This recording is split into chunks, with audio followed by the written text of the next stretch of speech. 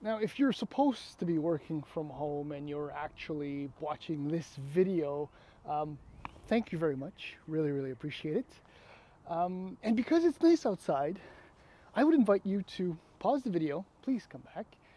I'll pretend that you do. Okay, so let's just work with that. And go outside and check out what's parked in all of your neighbors' driveways. Okay? Right hand side, left hand side, cross the street. Come back. I'll wait for you for a second. Okay, so what do you see? What do you see, right? Honda CRVs, Toyota RAV4, Kia Sportage, Hyundai Santa Fe, Chevy Traverse, Chevy Equinox, Jeep Cherokee, Jeep Grand Cherokee, Honda Pilot. The list just goes on and on and on. What do they all have in common? They're SUVs. But you, my friend, you, my only friend watching this video, thank you so much, do not have an SUV because you are wiser than all the others, because you don't want to be like all the others. You have a Subaru Outback. Honestly, one of my absolute, bar none, overall favorite vehicles of all time since its inception, its official inception for the 1996 model year. I think there was a 95 Legacy station wagon that had an Outback trim. But for 27 years now, this car has been one of my absolute favorites. One of the rare cars that always, well, gets to me that I haven't ever owned or purchased, but I don't know why that is. Anyhow, point is that this isn't an SUV, it's a station wagon. I don't care what Subaru and other organizations, federal and or provincial or whatnot, classify this as. It's a station wagon, which is why it is so cool. And as you well know, between you and I, all of your neighbors, right? Of all your neighbors, none have 4 kids, of which all play hockey, right? They have one, maybe 2 kids, and they occasionally go out for brunch at the restaurant to meet the grandparents, right? They don't need a 3-row Telluride or Ascent in this case, right? Because a mid-sized station wagon like this will do all of the work. And the beauty with the Outback is that, well, if you like the adventurous look, if you like sitting this much higher than in a conventional automobile, the Outback has it all. Plus, it's a station wagon, so it's got a huge boot. I'm not going to be learning you anything new in this video. I mean, this is a 2023 Subaru Outback, freshly refurbished visually, plus the addition of one new trim, which is this one, in fact, the Onyx. So in the following video, what we'll do is we'll just do a quick usual walk around tour of the car, of one of my favorite cars. And visually, this car has never, ever let me down. It's always so attractive. And then we're going to take it for a ride, and in true Subaru form, they all drive the same, just a little bit better every time. It's like the design. It evolves gradually, over the years and over the generations. And it's just a fantastic car. And here we go. See, of the many, many things about the Subaru Outback, one of them is the good things, of course. One of them is the built-in value for this car. I'm not kidding. I'm not saying that because it's a fun, catchy thing to say. No, it's actually true.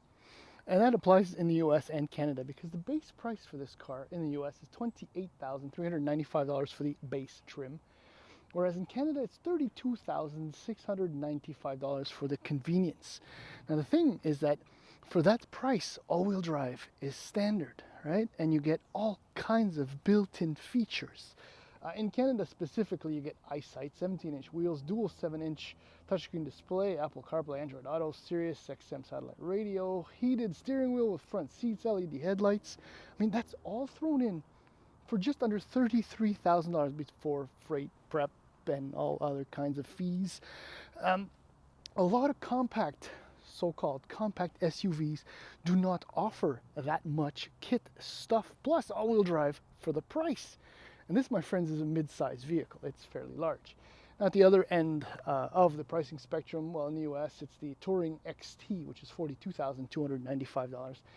And in that was in the US. In Canada, $46,395 for the Premier XT. And if you compare the amount of kit you get with that car, oh, say to, I don't know, a Honda CRV, yeah, no, there is no proper comparison test where the CRV comes out on top. I mentioned something about a new trim for 2023, and this is it. This is the Onyx. It's based on the Touring, which is $36,995, and includes the power hatch, 11.6-inch touchscreen, wireless Apple CarPlay, Android Auto, so on and so forth. And for $38,695, so mathing $1,700, is that about right? I think so. I'm probably completely off. You get this, which is essentially a dress-up package, gloss black accent, silver green interior, stitching stuff, 18-inch wheels, and dual X mode. So dual X mode is like snow and dirt, and then you have deep snow and mud, which can be useful if you're going to use this. I mean, this is the most rugged version of the Outback, short of the Wilderness, which, by the way, is just the coolest, period. This color, by the way, is Cosmic Blue, which is magnificent. I mean, there are a lot of good colors for the Outback compared to, say, the Honda CRV, because there's also that autumn green, which is magnificent, and then there's that dark mahogany. Depending on the trims, of course, they do change a little bit. But oh yeah, we've already done a couple of laps there. But what the changes are essentially, the new bumpers, revised flares, the new trim. I mean, the front end is fantastic.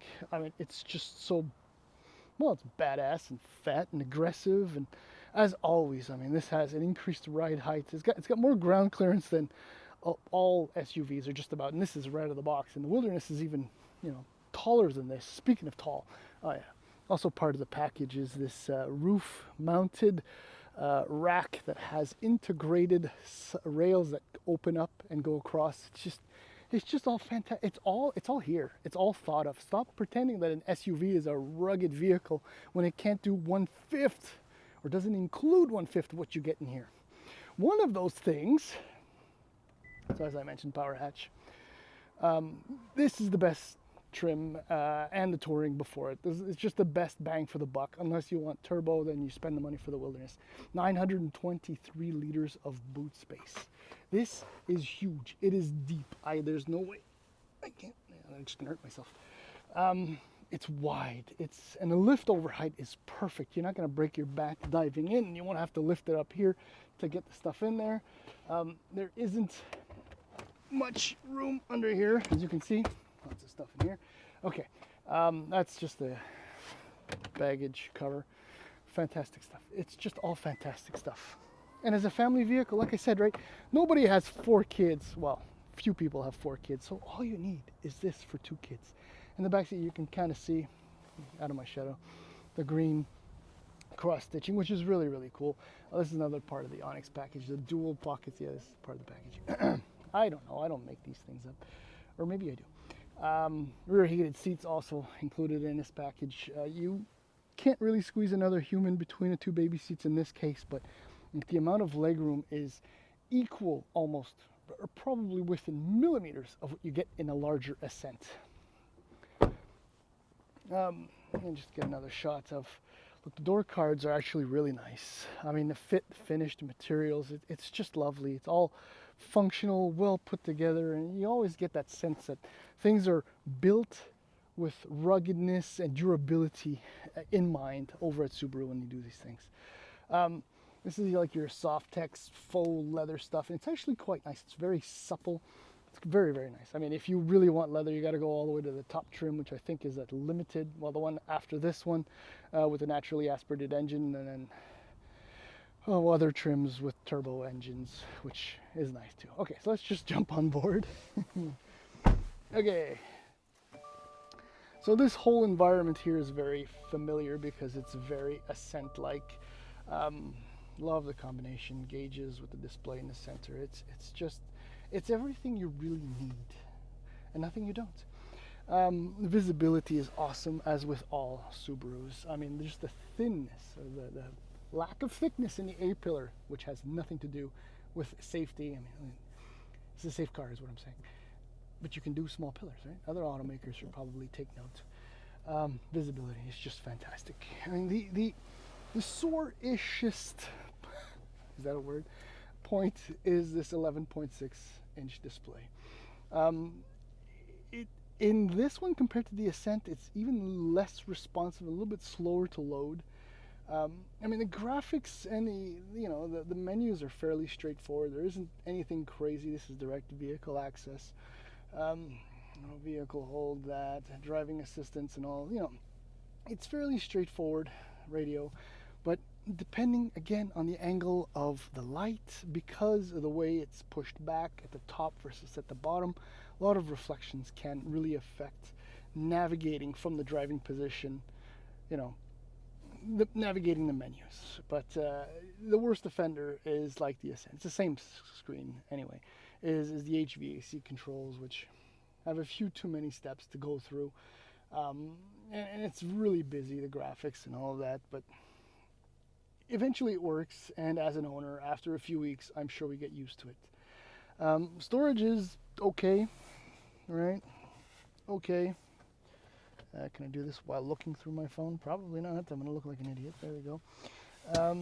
Door bins are fine. I mean, it's a great place to be. And it's a wagon. It's a long roof. Look, the long roof. Okay, enough of that. Let's go for a drive right now.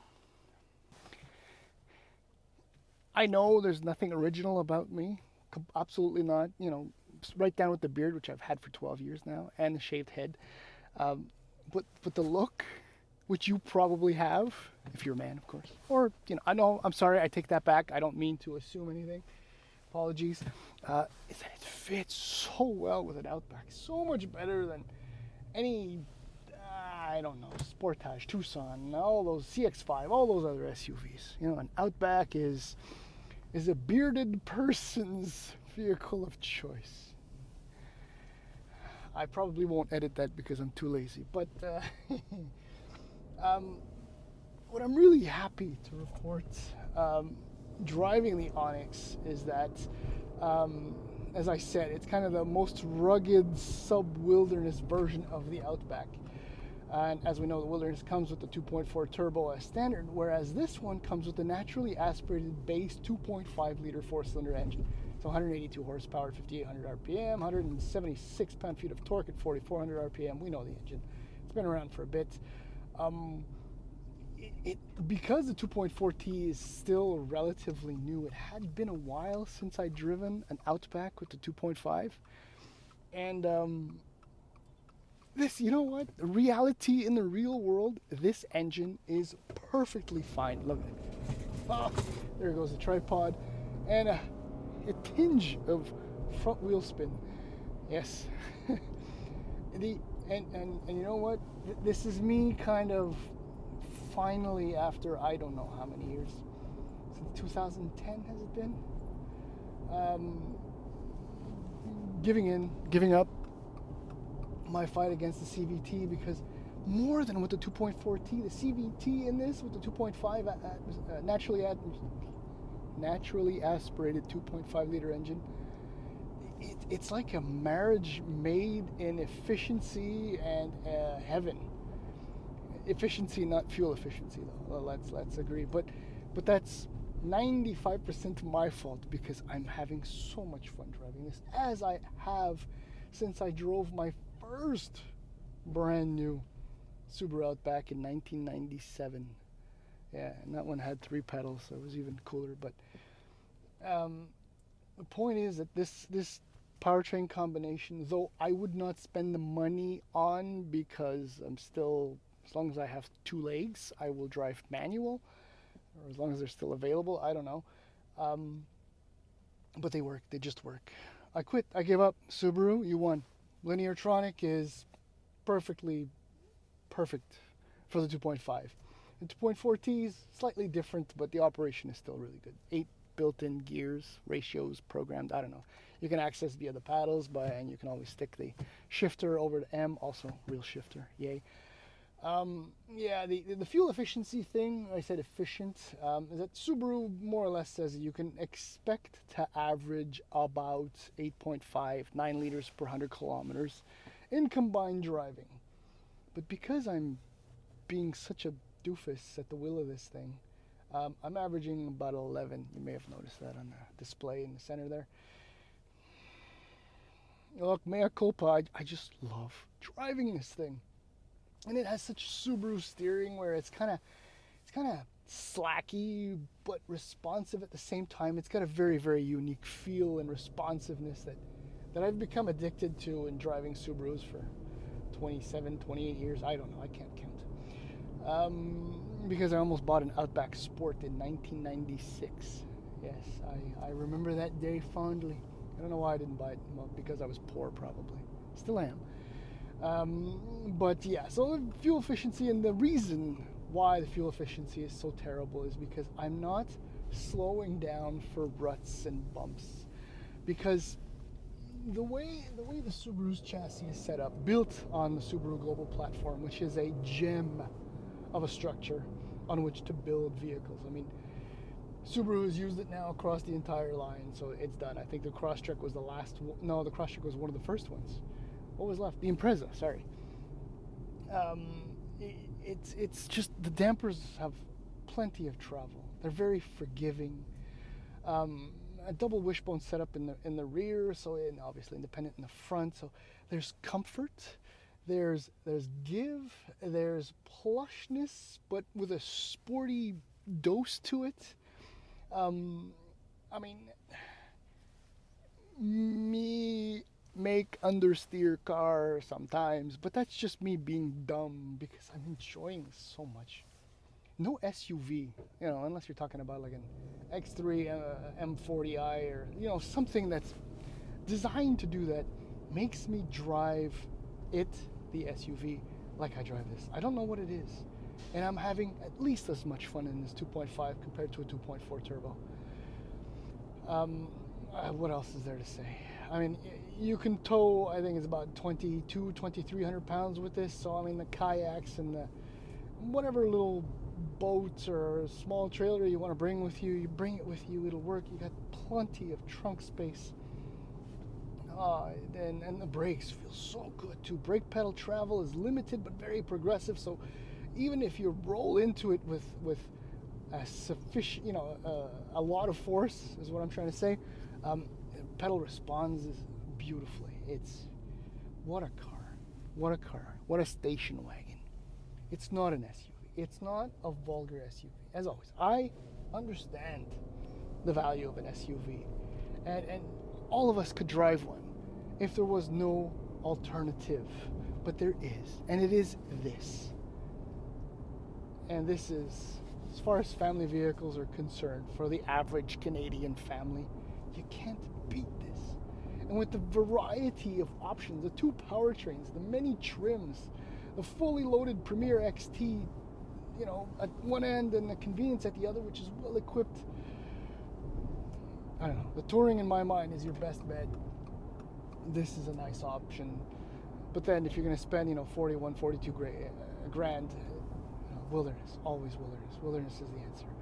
I've said so much and have wasted so much oxygen. I apologize for that, but this is a fantastic automobile. And it's not an SUV.